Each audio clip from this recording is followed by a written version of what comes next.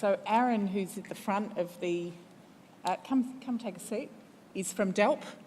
He's a non-building surveyor, but he's here on the stage to contribute to this discussion.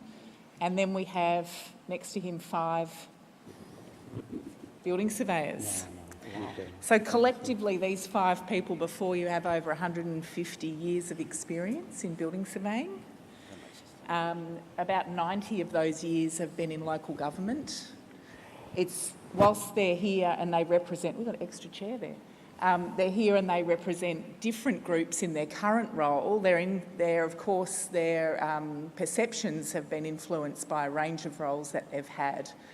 So Peter Clark, who's second in, he's currently at the VBA and assisting Sue in her function as an MBS on a number of cladding-related matters and pool matters. But he's had 20 years' experience in the private as a private surveyor, 20 years as counsel, and more recently at the VBA. Stephen Baxis, who you all know, is the MBS at Melbourne. He's had nearly 30 years in local government in one role or another, and he's been a member of BRAC and, of course, has been at the forefront of the cladding issues in the City of Melbourne. Anita Dorfer-Mechanic at the end here. She's worked in private surveying and also in councils collectively for over 10 years, and she recently joined the VBA and is currently heading up their audit area and compliance area.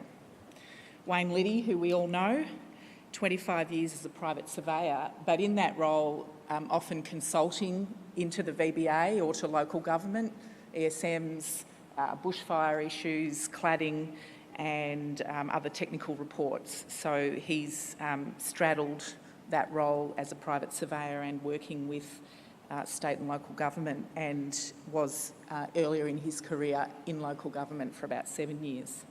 And Mark Yancey, their final panel member there, over 25 years in councils, and about half of that as an MBS, and he's the MBS at Mildura currently.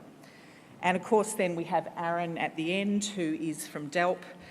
He's had a number of roles within government in different policy areas, so transport and infrastructure, and he joined the team in building policy at Delp a bit over 12 months ago, and is integrally involved in some of the reforms and other issues that are coming out of Shergold Weir and other priorities for this government, cladding and so forth. So we have a huge range and collection of knowledge here. So the purpose of this panel session is really, as I say, we've got people who come from all parts of the industry, and it's not to segment people, but it's to get a bit deeper appreciation of what are the issues that you face in your current role, representing one of these 3 groups that have collectively oversight responsibility, and how does your group interact with the other 2 groups, and what holds you back, what do we need to change, what do we need to do better, or what does another group need to do better.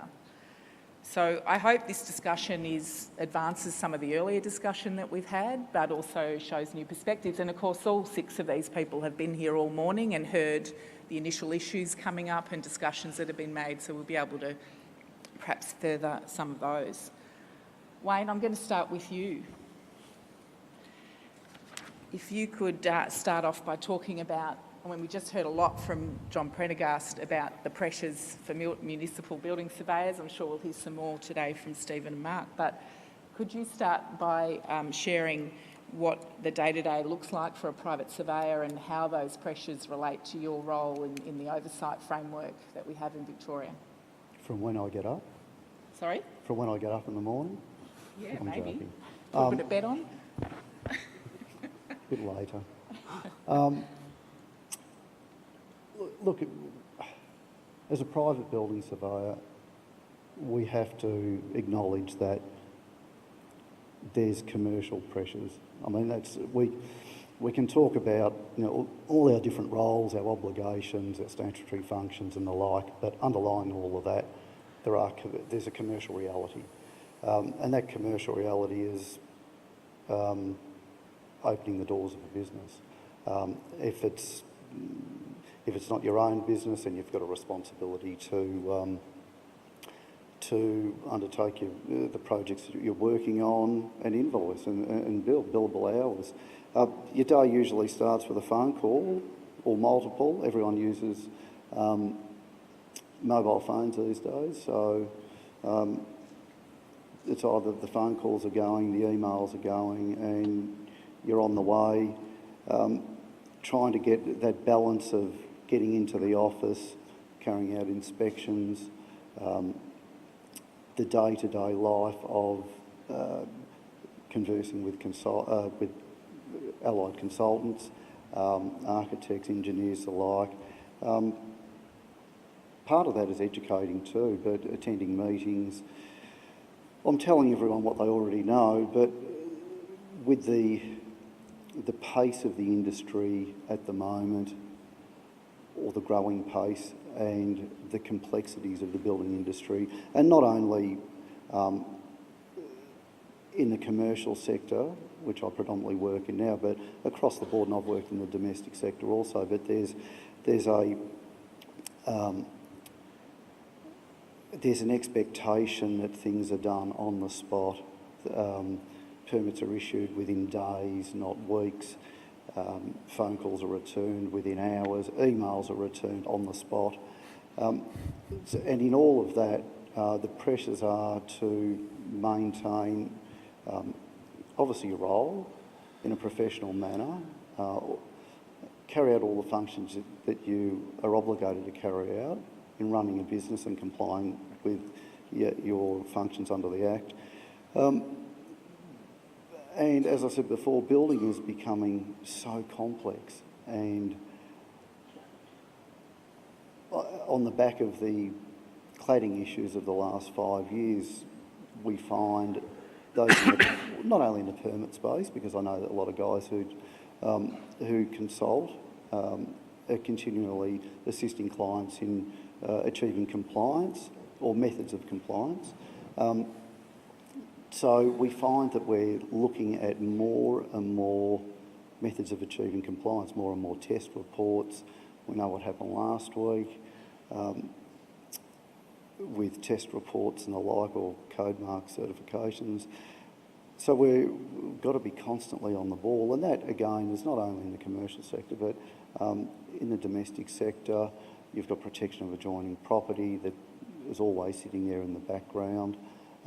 I could go on, but... When you say commercial pressure, are you saying that managing this inherent conflict of interest, it is inherent, it's not something that's not there, it's just how it's managed? Is that what you're talking about? Well, absolutely. And where I've often said you've got to be able to walk the line. I don't necessarily agree with the way many in the industry act and how they manage conflict of interest, but I think, and then conversely, I don't agree with the line, the black and white line of what a conflict of interest is. I think you can walk the line, you can provide advice. I mean, that's generally where the discussion goes. You can provide advice, but you should know yourself as a practicing professional when you are crossing that line. It's no different to driving on the road. You know what the laws are, you know what you can and can't do. And as a professional, you should be able to walk that line and manage a conflict of interest. I think the pressures are, the commercial reality is that if I manage my conflict of interest or manage compliance in a more stringent manner, then I've got in the back of my mind, I'm thinking, well, you know, if I call this one out and I press the issue, then we know that the developer, who predominantly we might work for, or the architect, will go to someone else who's not going to be effectively anal. How many people in the room have had someone say to them in the last month, other building surveyors never asked me for this? All right, well, I'd suggest to you all that's a try-on. I know that puts pressure on you, and this sort of conflict between having clients and servicing your clients and saying no.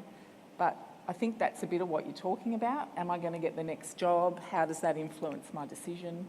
And to me, that's It's not at as the rife core. as what we see in the media, and the notion that the builder always appoints. I mean, there's mechanisms in place for that, but there is always that underlying notion that if I ask for that, or if I'll just jump onto one issue now which came up on the questions.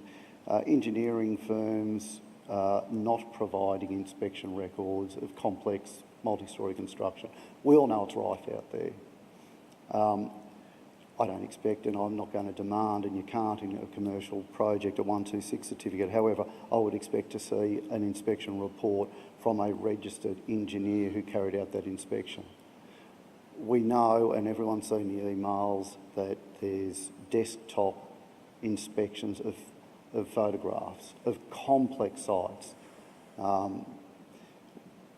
We know that if we push the issue on that, I deal with it every day, but I know that if I push too hard and manage that in a particular way, that that whole team, the developer, predominantly the developer, will have the engineer say, never been asked for that before, Joe Bloggs down the road, we do 10 jobs a year and they never asked for that, they're just happy to accept the graduate. Yeah. Providing that. So, and that's one of the big ones in industry. However, if we're all professional about it and we're all singing from the same songbook, then yeah, and it probably shouldn't there's a really issue. conversation that building surveyors and architects and engineers need to have together about that, because they're actually your inspections that someone else is doing for you, and yet it seems you feel we've got lack of control. Only if it's caused. Only if it's... If it's caused. So I'm not suggesting one's abrogating their responsibilities and just letting the engineer roll along doing all the inspections when called by the builder. Therein lies a conflict in itself. What I'm talking about is when we cause the inspection to be carried out, a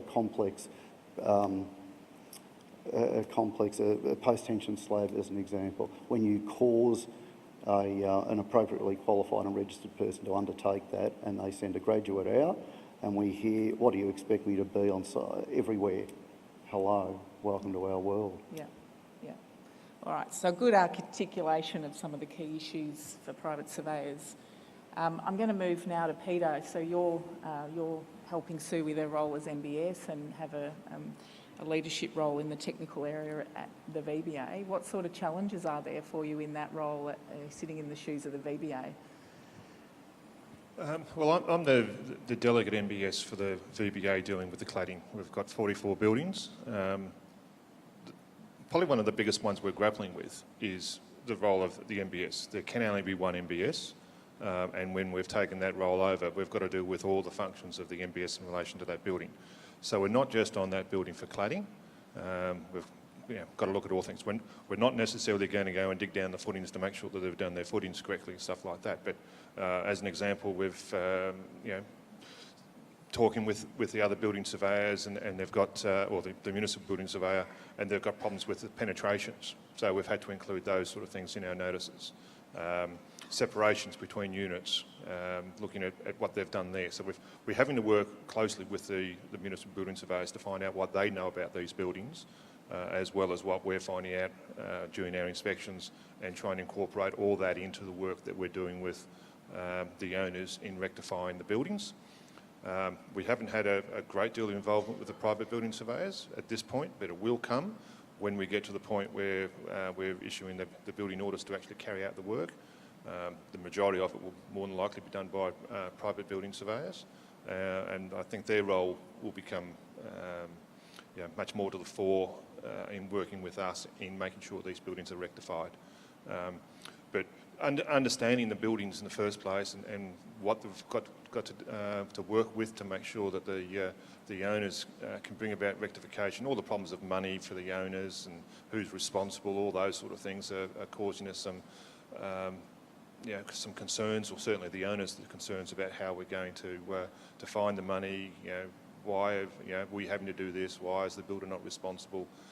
There's lots of things that are coming up that are causing concerns for the owners, and we're having to deal with that at the same time as deal with the the rectification of the buildings themselves. Yeah, and sort of recognising this is a new thing that the VBA are dealing with. They've never had powers to issue notices and orders in a general sense, but now as MBS they need to take that role on. So it is quite new in terms of how that will work within an organisation like the VBA. Anita, can I talk to you a bit more about the auditing process that you're helping the VBA with and the more general regulatory activities of the VBA and how you find your interactions with not just building surveyors but builders and how those audits are working and the sort of pressures that go with that role? Look, we are covering proactive inspections that involve all stages of construction, different classifications, and we have to deal with different practitioners to get resolution on matters that are non-compliant, deemed not compliant. So we also receive large volumes of work, and sometimes we have to address any emerging issues that are coming to us. And we have to find out information, and we are in contact with municipal building surveyors, with private building surveyors, with builders, anyone on the site to get that information to us so we can make informative decision whether we are required to attend the site or not. The challenges that we have is just the sheer volume of work, also deploying the staff where they are needed the most. Sometimes we have to allocate the staff for a couple of days or a couple of weeks just for them to be able to conduct inspections and investigation. Also we are responsible for building permits where some building surveys have been registered, and also we are MBS for the swimming pools as well, more than 600 swimming pools. So we also carry out that function. We are issuing building notices and orders. So having large volume of work coming into our area, we have to prioritize on an ongoing basis just to ensure that we deal with the highest risk to the occupants and the public first. And that involves every day making plans who is going where. The challenges that we do find is that for the matters that can be resolved quickly, we don't receive a prompt response from the building practitioners, and we have to spend large resources in terms of the administration and technical staff to resolve matters that could be resolved very quickly. Yeah. But I have to say that, when we approach the municipal building surveys for information for the building permits or for the owner's contact details, they have really provided that information, and that enabled us that we program our work in much more efficient way. So I think, Sue, did you say there was 6,000 audits? 6,000 audits? More. It is, last year we have carried out only proactive inspections, almost 6,500 inspections, but we are increasing that number. I think that just from the, just in this month, we have carried out more than, just 3 weeks, more than 437 inspections that cover more than 500 building permits. And we are intending to increase that number to cover at least 10% of the building permits that have been issued in Victoria. Yeah. So that's a massive volume of work. Yes. And as you say, prioritisation is essential to be able to even manage that effectively in any way. Yes. And I suppose that might relate too to referrals that come in through the direction to fix process. It can't be the case that the VBA is going to sort of jump on and resolve every one of those, because I think some of you told me when directions to fix came in that the number of frame inspections that are knocked back at the first inspection was huge in terms of the percentages of these first inspections you go to. So if you can imagine the flood of referrals coming in off that, it's a source of intelligence for the VBA, but there is this incredible tension between how you respond and prioritise and view that intelligence that you're getting from the audits that's starting to come into the VBA. I will just give you one example. There was an incident in Epping yesterday, and I was planning to go home, but because we needed to find out what is the situation, whether we need to provide assistance to the MBS, whether we have to be on the site to investigate. So we had to spend a significant amount of time just finding information to make us, deciding what we're going to do. So what people do not appreciate is that we are dealing with emerging issues, and maybe one day we planned to do certain things, but it's going to change depending on circumstances. Yeah.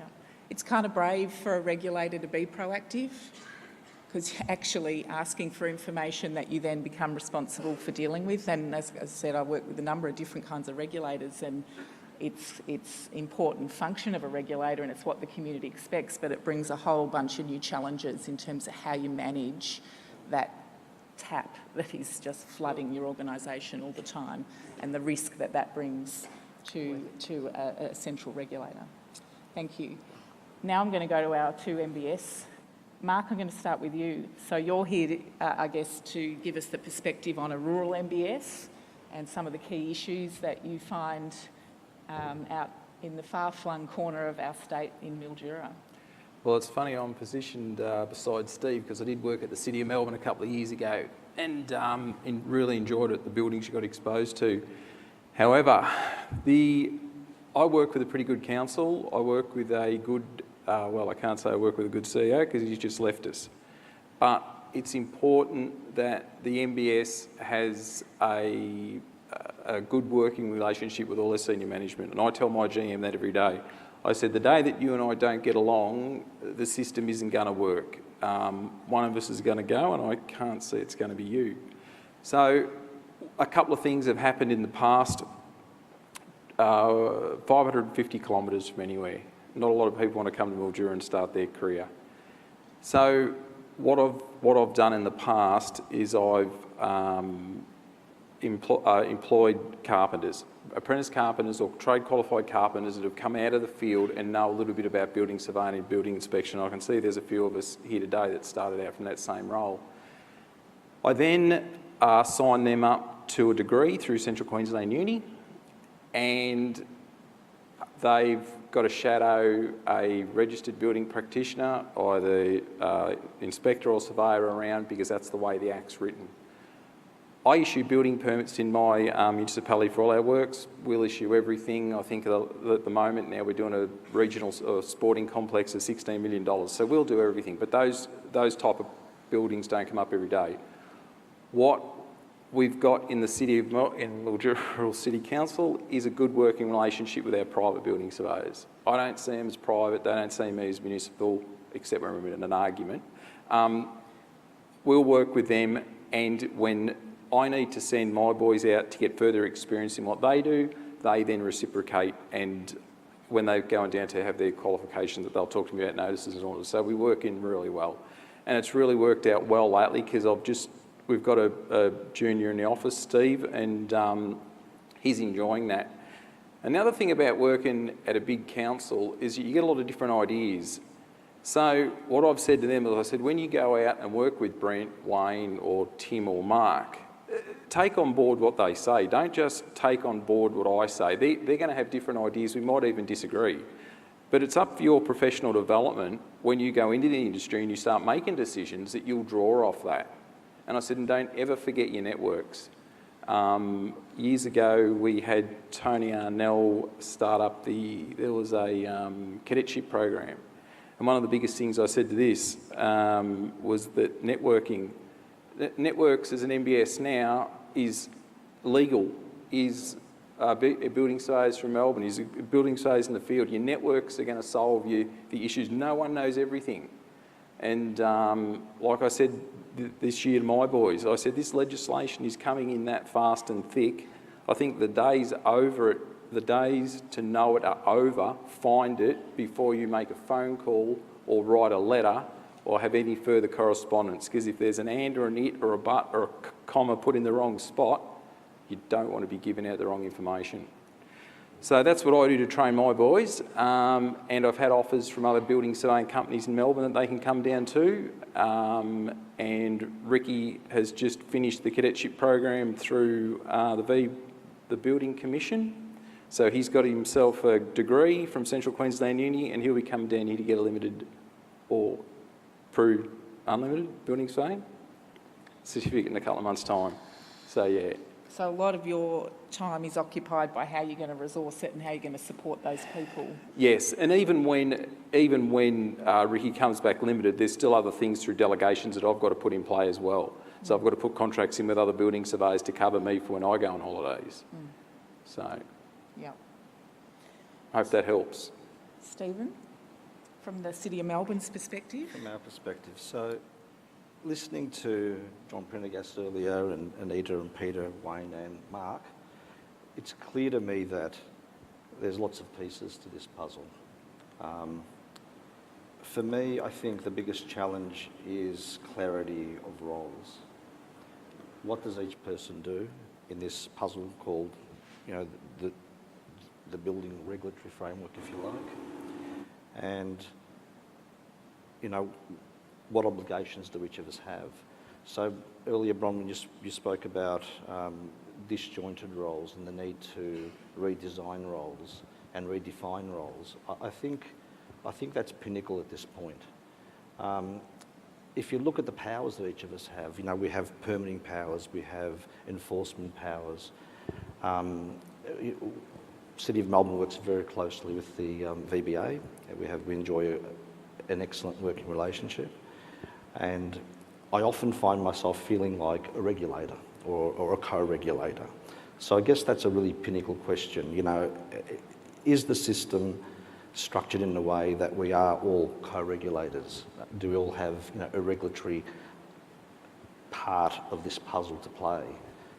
So I think if we're to move forward, I think that's one of the biggest challenges that I find. And as we've worked through the cladding issues in recent times, we've had to sort of not reinvent the wheel, but look at the legislation, see how we can use it so we can arrive at, you know, an end point with regards to solving some of these issues. So I think it's a really key question that we need to ask ourselves. I think that's right, and I think where the confusion or tension lies is where there's two groups have the same or a similar power, and then it becomes a question of who should be doing what first and who's getting referred, and you know, the story of consumers getting bounced around between council, the VBA and their private surveyor are really unfortunate stories, because even if you define roles, there's always going to be a bit of an overlap where there's a concurrent role. You know, we can both issue notices and orders, who should be doing it. And so I think it's not just about, you know, having distinct roles, but it's where those points of intersection come, that there needs to be a really good collaboration around, you know, moving forward in a common way. I mean something as simple as, when does a RBS role or PBS role end? Where does it start and where does it end? You know, what constitutes appointment? What constitutes the end of that function? Yes. Some clarity around that will assist. Local government, and Mark will know this very well, we get the brunt of complaints, and we often have to try to weave our way through. The VMBSG intervention filter is merely a guide to assist us in doing that. Not the be all and end all. It's morphed, it's changed, it evolves, but I think we all have to contribute to that thinking. Yeah, I think that's right. And I think we can look to what other models there are. So in Tasmania, they've got a fairly new regime down in Tassie, and in my view, when I looked across 8 jurisdictions, their legislation is pretty impressive because it's the newest. But one of the things they have in theirs is that the role of the private surveyor is defined, but with that comes responsibility. So for 2 years after a permit is finished or the occupancy permit is issued, they are responsible for dealing with complaints and issues around that building. After that, it becomes an existing building. So I'm not saying that's the model that there needs to be, but there does need to be some new thinking about how we ring fence this so that those roles and responsibilities are spelt out more clearly, and it's clear who consumers can go to get a response, and if there's to be referrals, that those processes work effectively as well.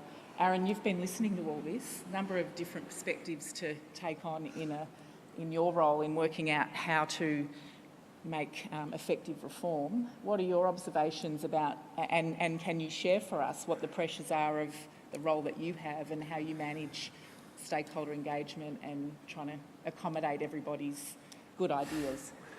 Yeah, I guess thanks for that. And thanks to the VBA for including us in the conversation. It's really of benefit for us, Emily, and I can take back to our teams. Already heard some things that were really important today, so thanks for that. Yeah, I guess there's some inherent tensions in our role in the department and expectations around reform. I guess a lot of our work is driven by ministerial expectations and commitments around particular changes. So if you think of trade registration, which we need to implement, swimming pool regulation, CPD. So there's kind of a substantial piece there.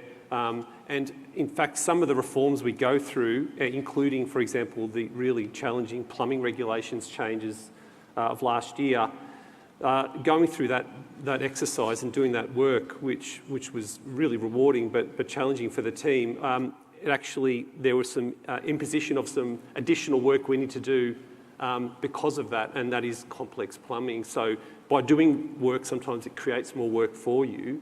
But the point of raising that, that's kind of core. We need to deliver that, and sometimes it relates to sunsetting regulations as well, which we can't avoid. So we've got those commitments.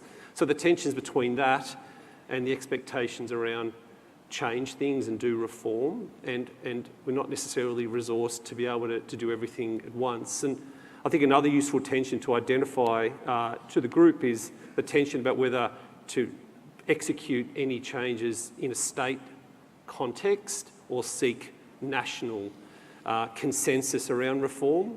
And in some cases, absolutely national would be the best way to go, but obviously the flip side of that is that will take time. It could even result in diminished standards in a jurisdiction, which brings its own problems. But if you think of some recent examples, our minister did advocate strongly for national work around the PI insurance issue last August. Not necessarily a situation where everyone at that table was as at the same level of concern that our minister had. I think if you think of the cladding issue and the varying bans around the country, I think all states and territories have dealt with cladding in different ways. We've obviously got our MG14, and you've got all different things around the country, but recently our minister has, through the Building Ministers Forum, sought for actually more of a national ban around combustible cladding so that there is sort of no uncertainty. And so I think that there are a couple of tensions that we have, whether to, how we can deal with all the work that's on our plate, and then how we can look beyond that and look where we want to be with our regulatory system in the future, what kind of outcomes we want, and equally whether we try and execute things nationally or not. And of course your work with Shergold suggests that national is the way to go, but as I said, there's some challenges. It's very hard, and you can see it play out, this frustration of trying to get other states on board, and this is why, particular states go forward, because they just can't wait to get consensus. You also have state elections which drive certain policy platforms, which is exactly what's playing out in New South Wales at the moment, and that's why they're sort of leading the reforms against the Shergold-Weir report, because they're about to have an election and they've had Opal. So there's all these sort of factors that play on that engagement nationally, and I don't know whether people appreciate the expectations on the department to participate nationally and how that takes them away from localised issues and trying to align what's happening nationally with how the minister might want to move forward here. So I think that's a good one to make. I want to go back through the panel members now and ask them each to share something that they think their own group could do better, but also perhaps the one thing that they would like to see from one of the other two groups to help them in the role that they have. I'll give you a couple of minutes of think time on that, because I think part of this has to be about realising that we can all do a bit better, but we also need to ask for the other group that we work with to help us with that. So I think, those two, who wants to start with that? I will, Bronwyn, but if I can just jump in, because as everyone was talking, there was a significant matter for a private building surveyor that I did fail to mention, is that for the prudent private building surveyors, and many are in this room, they are operating in an environment of paranoia that's been around for a long time. There is this underlying theme that in their their daily decision-making process, and it would happen every day. If I make a wrong decision, if I make a wrong interpretation on this matter, I'm either going to get investigated by the VBA or I'm going to get sued, and that's a daily occurrence. It drives certain behaviour, doesn't it? I just want to get that out. Yeah, for sure. What can AIBS, I'll talk about AIBS, and not, AIBS doesn't represent private building surveyors, it represents municipal and as John said, municipal building surveyors and private building surveyors, but in my role there, I would, and I think something Brett touched on, and it's probably a theme of today, is collaboration.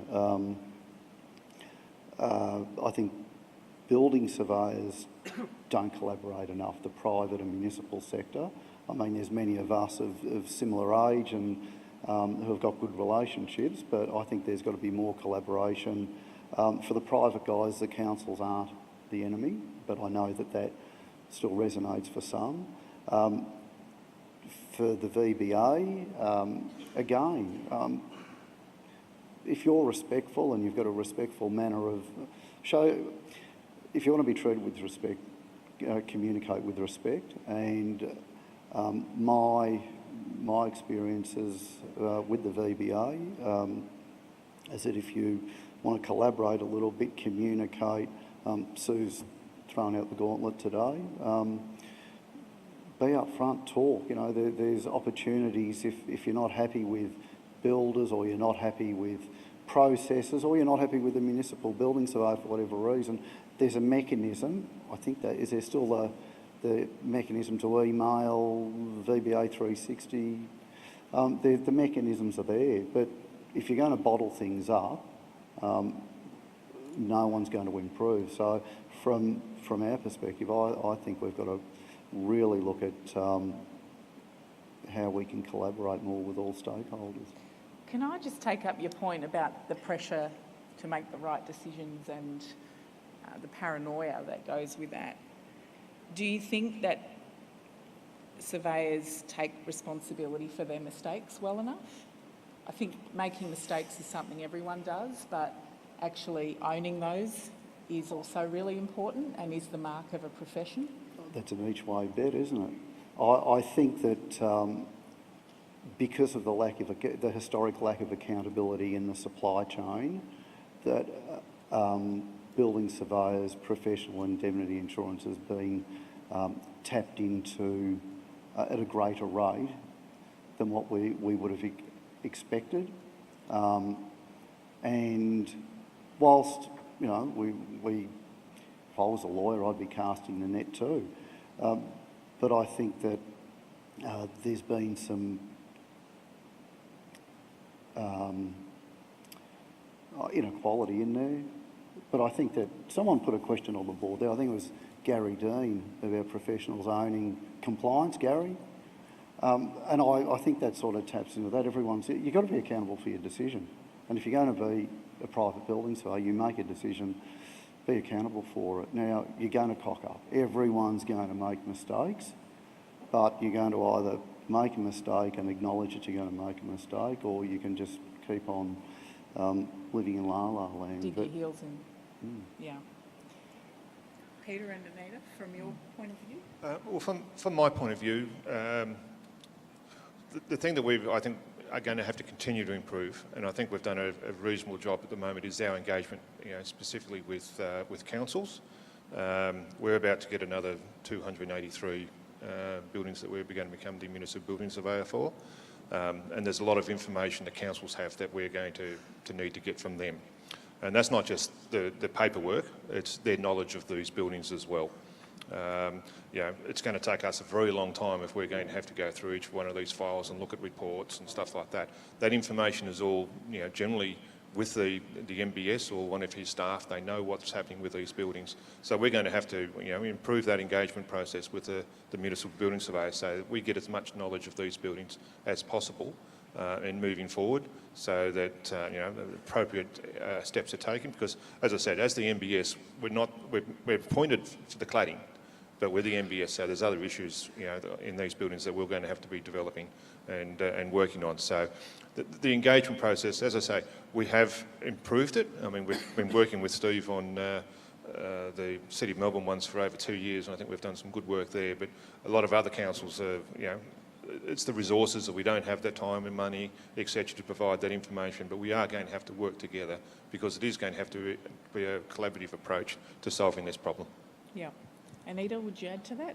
I think that's definitely, I agree, and each of us, I think, will support that we should engage and collaborate more, and we should also share the experience, the knowledge, and also provide support as appropriate.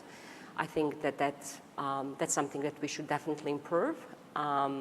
Also, I think one thing that for the other two groups is to share the resources. Some of their resources never worked with VBA, so they may not necessarily know our day-to-day operations and what are our challenges. And I think it's very necessary because that will advance to working fluently together in the future. Yeah. I think referrals between the three groups can often be great, I've handed it over now, that's it. But the fact is whoever's receiving that referral needs to know a lot more to be able to move it forward, and it's got to be considered more of I might be referring because I have to, but it still needs to be resolved because whoever's referring it has a whole bunch of information that you can't manage until you understand that better. And I guess that was your point earlier, is to try to work out quickly what decisions can be made when you come at something cold and someone else has got a lot of knowledge, and often it's one of these people in the room that you need to have some time with to be able to move forward quickly. So that's what I get out of that. Steve and Mark? Certainly agree with that. The theme here obviously is collaboration. I think it's the single most important thing that we can participate in. To that end, I think building relationships is really important with both your local council, if you're a private surveyor, and with the VBA, and I think that goes right across the board. I think there's one VBA, there's 69 councils and hundreds of private building surveyors.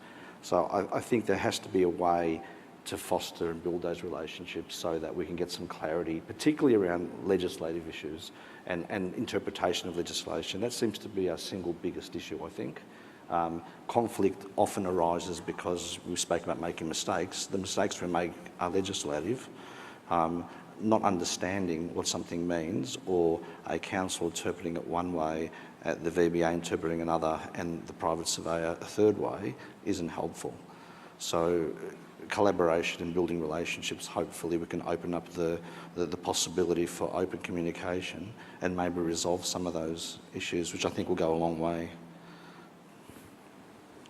That often, though, requires one person to accept that their interpretation hasn't been correct, and to then, move forward on that basis rather than a continued resistance around trying to move forward. So maybe we need a framework around how we can get some clarity around the proper or the right interpretation of something. Sure. Legislation shouldn't be interpreted in different ways. Yeah. Why is it that we have so many people interpreting legislation so differently? Yeah.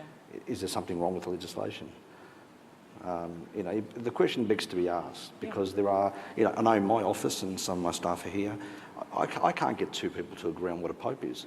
Yeah. And that's real. That's a very real example. We read the legislation, we interpret it one way, we apply it to a particular case, and three people come up with three different answers. Yeah, well, it's what keeps the legal profession in business. I know that, but it's the bane of our existence as building surveyors. Mark, do you have anything to add? Probably from a more juror point of view, if someone's made a mistake, just come and see me, we'll resolve it. Whether you're in my own office or whether it's a building surveyor or whether it's a builder, come and see me and we'll resolve it. And it's not life and death. We're not dealing with a heart transplant. So come and see me, we'll work through it and we'll resolve it. Yeah. Yeah. I'm going to throw it open if anyone wants to ask the panel members a question or contribute to the discussion. John, can I get the mics roving again, please? Not long before lunch. Look, just two things I took out of that was, whoever thought that local government for the last 100 years didn't make a mistake? So we get this fledgling industry and we go, oh, you guys can't make a mistake. So that's the first thing. Local government made a mistake, but we were able to fix them. So that's what Mark's saying. You can fix your mistakes, and that's important. There was another one, but when you get old-timers, you forget about it. So, but the big one is, nothing's not fixable. If it gets to the VBA, then there can be conduct issues, and we'd prefer to fix them up front if we can. The neighbours' complaints, the excavation on the boundary, those sort of things. If you get onto your MBS, they'll help. If they don't, well, ring me. Ring Peter Jolly. He's probably the one that's a problem. But we're a group and we're there to help, and that's what we want to do. Thanks. Okay. I got 14 likes on this question, so a number of you are interested in it. As an RBS, I find that I'm forever educating designers and builders on their roles and responsibilities. Why? Isn't this the authority's role, the VBA? What do we say about that panel? Whose role is that? The RBS is forever educating designers and builders on their roles and responsibilities. We've been doing it in Mildura for a long time. For a long time.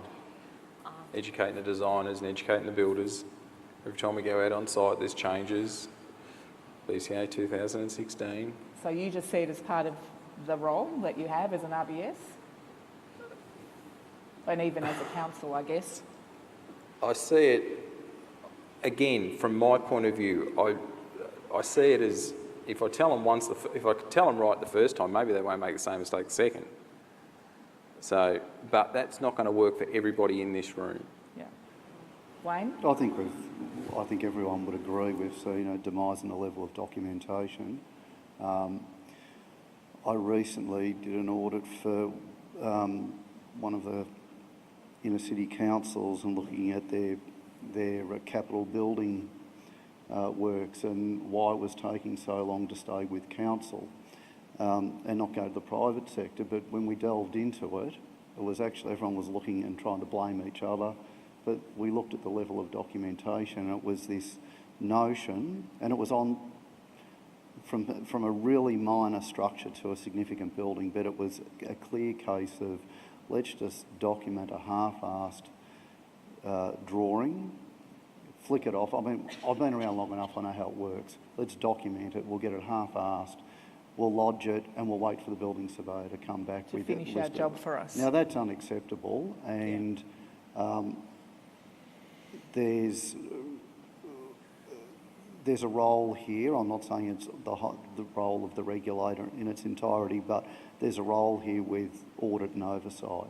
And we know that there was an audit of 1,000 permits 4 or 5 years ago, and that was one of the significant issues, was the level of documentation. Now, I mean, that wasn't articulated to industry for probably political reasons, but I just think we all need to be audited regularly. And So one of the recommendations in our report, which in fact the BMF prioritised in their first comment on the report, was recommendation 16, which is that designers need to submit drawings together with a declaration that the drawings will meet the standards. And that the idea was that they shouldn't be having the building surveyor finish off their job, not only because that's irresponsible, but because that actually moves you into becoming a designer, which is a fundamental issue in terms of conflict of interest. The problem is a clear breach of the legislation, and forgive me here because we had this raft of legislative change last year that no one knows why we had amendments, but I'll take you back to pre-Building Regs 218, the old Reg 301. There's your answer there. I mean, there's a level of documentation that needs to be submitted and has to be submitted for an application. And that level of documentation should not necessarily be 100% compliant, but it should be at a level that fits a building application. Yep. BBA? I think that all of us, we take part in that, but also I think what we should concentrate is maybe going to registered training organisation to see what do they offer to the designers?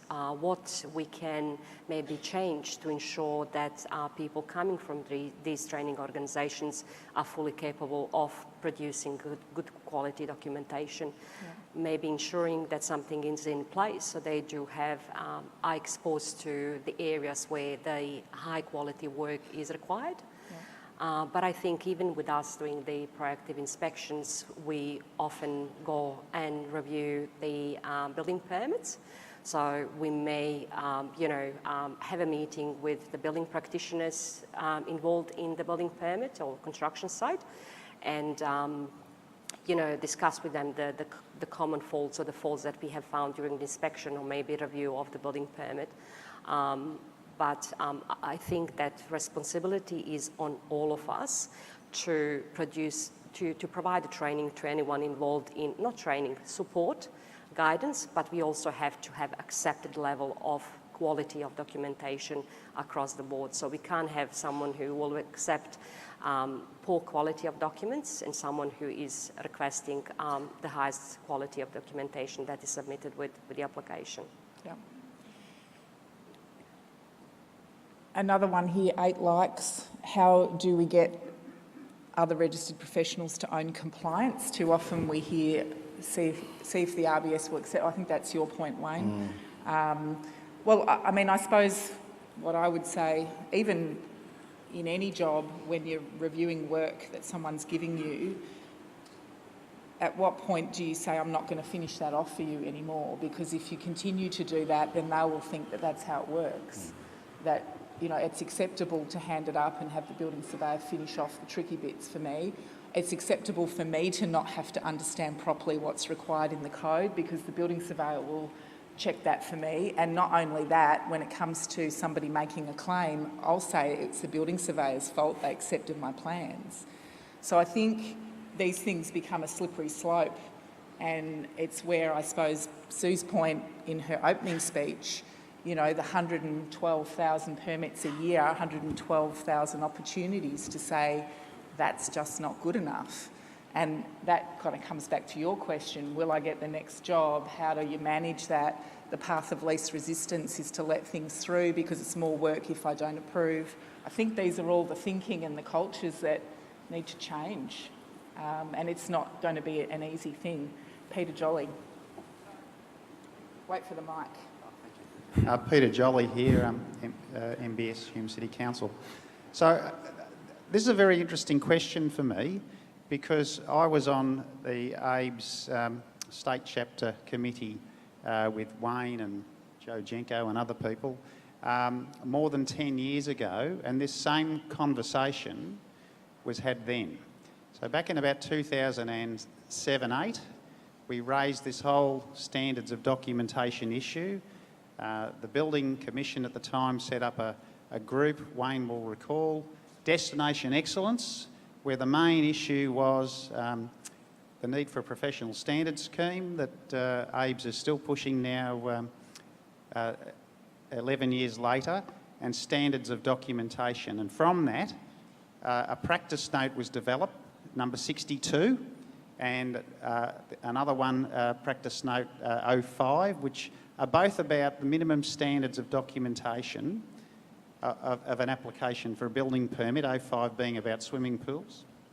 And here we are today, 11 years later, and we're still having the same conversation. So is that people not following the practice note? So my concern is that why is it that even though issues are recognised, acknowledged and dealt with in some measure, we don't get to move forward.